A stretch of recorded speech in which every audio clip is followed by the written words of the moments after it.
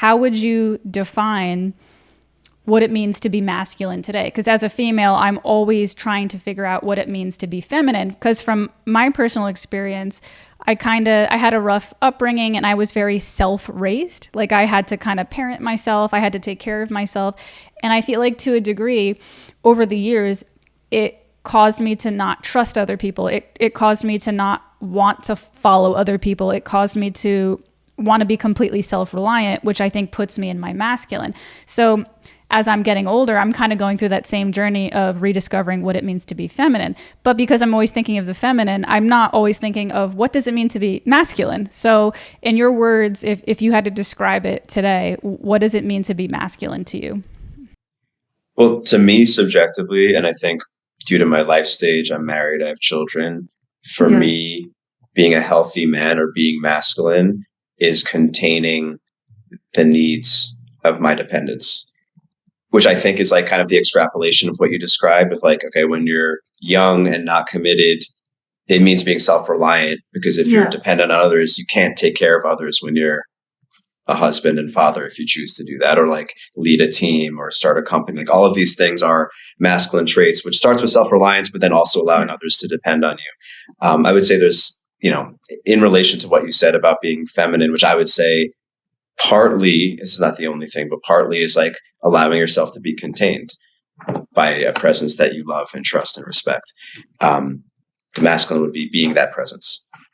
Yeah, no, that's 100% where I'm at. One thing I've been working on to allow myself to become more feminine is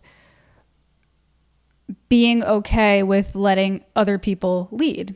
Like, if I'm in a relationship, being okay with letting the man make decisions. And that sounds kind of archaic to people today. Like, what do you mean be okay with letting the man make decisions? But I do think there is value to the traditional masculine feminine role, because when I allow myself to kind of let my guard down and follow as opposed to lead everything, I actually like myself better. I actually feel more at peace. I feel